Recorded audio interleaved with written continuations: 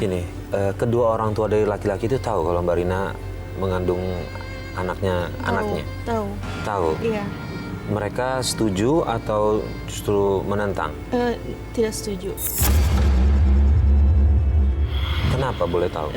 Dia bilang mungkin itu bukan anak kamu gitu. Orang tuanya bilang ke cowok aku ya, bilang bisa aja itu bukan anak kamu gitu. Oh, karena asumsinya adalah kalian di luar nikah Iya, kan? Oke. karena kehidupan kita juga yang jauh banget kayak aku. Jadi dia itu berasal dari kayak orang tinggal di kampung gitu aslinya. Terus sedangkan aku kan kegiatannya mungkin di Jakarta lebih banyak gitu.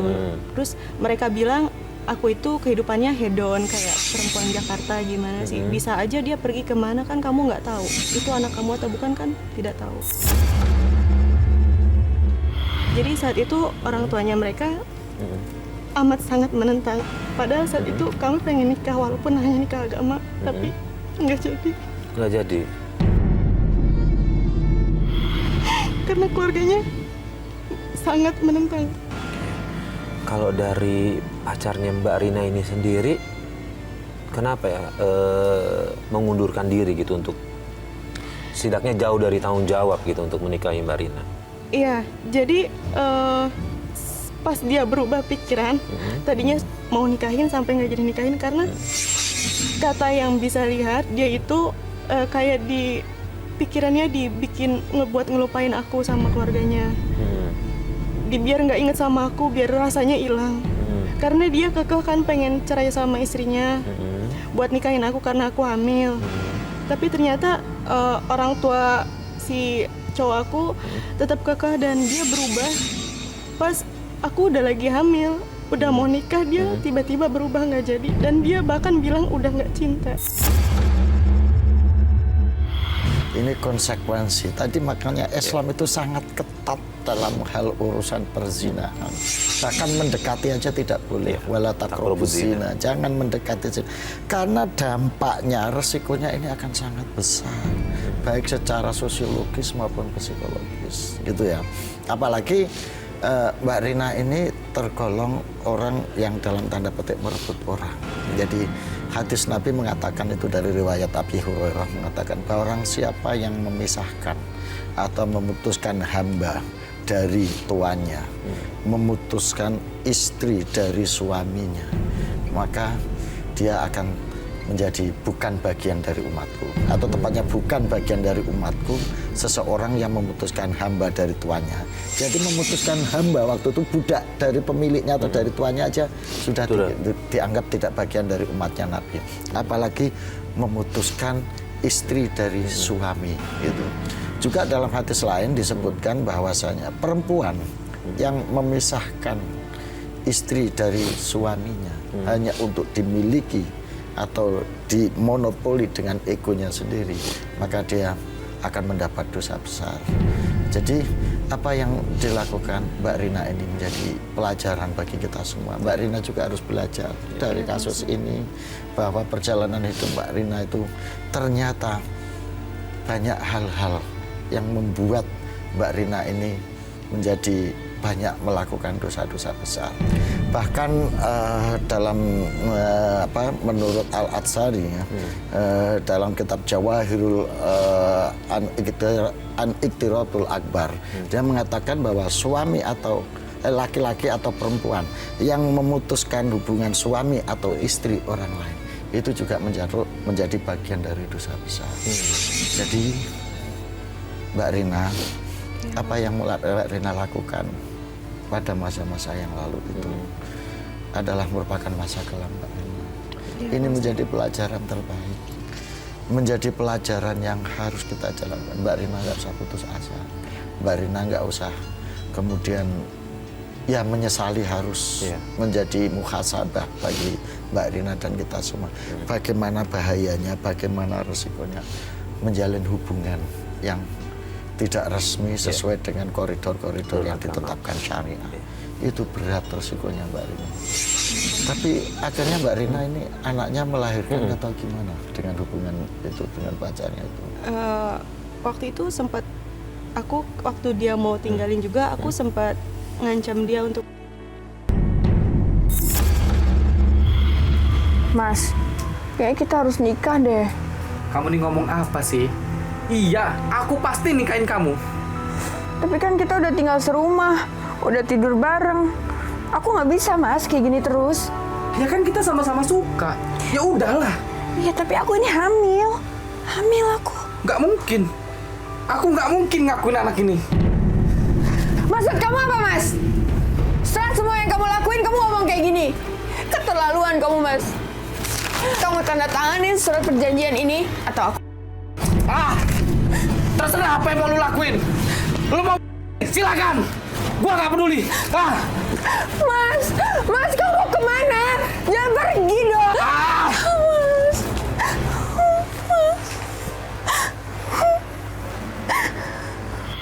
Tapi dia tetap nggak peduli sama aku.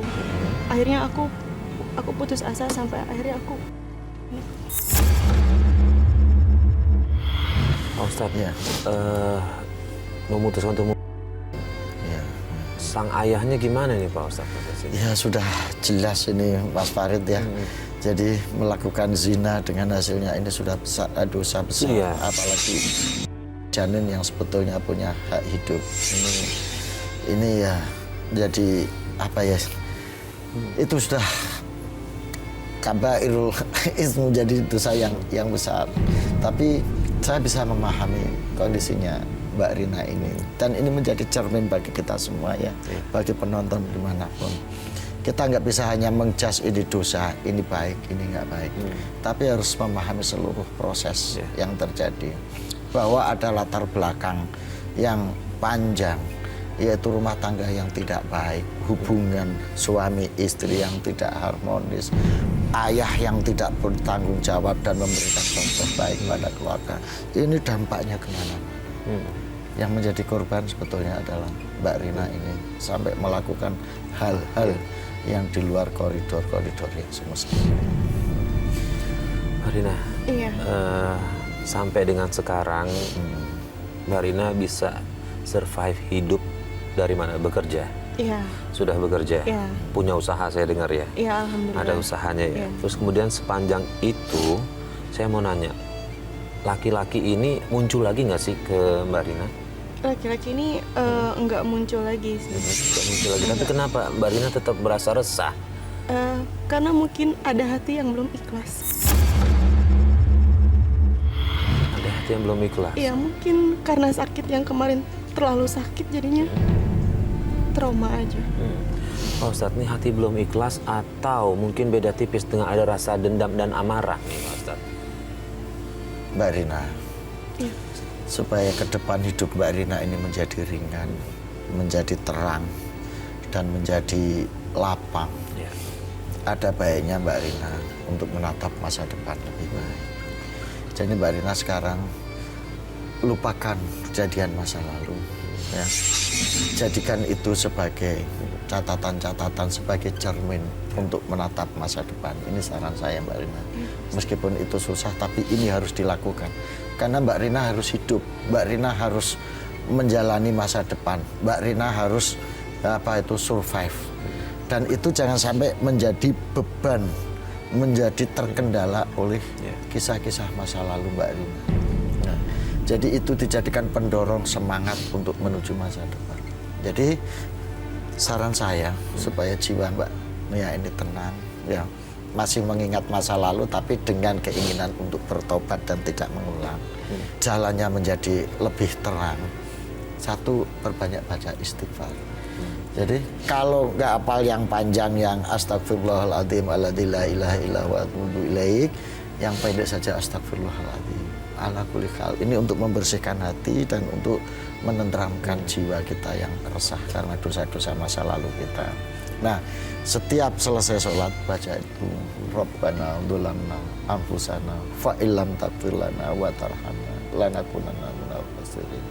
Ya Allah, aku ini orang yang dolim. Rabbana dzulamna anfusana. Aku sudah mendolimi diri sendiri. Aku sudah berbuat nista dan aniaya pada diri sendiri. Rabbana dzulamna anfusana fa illam taghfir lana.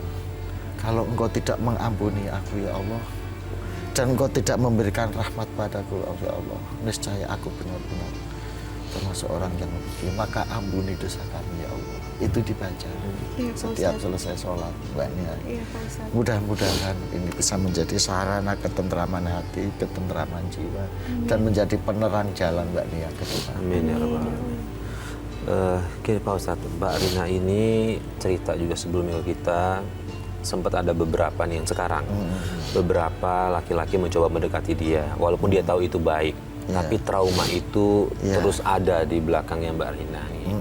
Dia takut untuk memulai hidup baru. Ya, wajar, wajar itu Mas. Nah, dalam waktu dekat ini apa yang harus Mbak Rina lakukan untuk menghilangkan rasa itu, setidaknya untuk coba membuka lembaran baru lagi?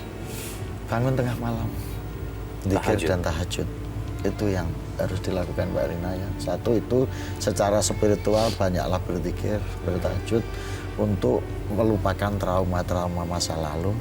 Yang kedua banyak konsultasi dengan orang-orang soleh. Ya. Jangan sampai konsultasi dengan buaya buntung lagi, nanti dia akan lagi. Cari guru yang benar, cari teman yang benar, yang setia ini bisa dilihat dari track recordnya ya, dari sejarah hidupnya untuk mengeliminir terjadinya kesalahan guru atau kesalahan dalam memilih teman itu Mbak Nina ya. Jadi mungkin bisa tanya ke Mas Farid, siapa yang kira-kira bisa diajak konsultasi, bisa diajak dialog. Karena pada suasana seperti ini biasanya orang butuh teman Mas Farid. Maka carilah teman untuk diajak pertimbangan, apalagi Mbak Rina udah nggak punya orang tua, nggak punya keluarga. Maka perlu mencari teman, mencari orang tua yang terpercaya, yang bisa diajak bicara untuk menjadi pertimbangan-pertimbangan dalam menentukan. Karena jodoh itu kayak milih undian loh, Mas. Gitu ya Pak Ustadz? Iya, harus dengan cara yang baik, dengan pertimbangan yang jernih. Kalau sudah milih, resikonya ke depan, gitu ya. Makanya ya saran Mbak Rina, tanya kepada guru-guru yang baik, yang soleh. Mungkin Mas Farid nanti setelah ini bisa bantu diarahkan kemana, cari teman. Nah, untuk menghilangkan traumanya itu juga bisa dengan zikir, sholat tahajud, wirid, supaya tentrang jiwanya. Ya, kita juga bisa mulai dengan pergaulan yang baik ya Ustadz, misalnya dari majelis ke majelis atau dari pengajian ke pengajian. Dari situ rohani kita keisi terus, insya Allah bisa lebih tenang lagi. Jadi yakin masa depan Anda masih panjang. Sehingga trauma-trauma itu harus dihilangkan supaya Mbak Nia bisa menempuh jalan hidup yang baik. Oke, Mbak Rina juga minta tolong sama kita. Ada yang mau disampaikan ke istrinya dari laki-laki itu Pak Ustadz. Dia ingin mencoba menyampaikan ucapan maafnya. Kalau menurut saya sih nggak ada salahnya kita kasih waktu untuk Mbak Rina. Silakan Mbak. Iya, jadi langsung aja. Saya minta maaf karena saya udah pernah hampir mau merusak hubungan rumah tangganya. Saya minta maaf sama istrinya karena saya udah mau merusak sekali. Bahkan mereka hampir bercerai karena saya minta maaf. Dan kepada laki-laki itu, apapun yang sudah terjadi, saya pun minta maaf karena telah memaksa kamu untuk menceraikan istri kamu. Saya minta maaf. Masya Allah, ini sungguh besar hati Mbak Rina, sudah tersakiti tapi masih mencoba minta maaf. Insya Allah permintaan maafnya diterima ya. Iya, dan mudah-mudahan dengan permintaan maaf ini menjadi terbukanya jalan Mbak Rina ke depan.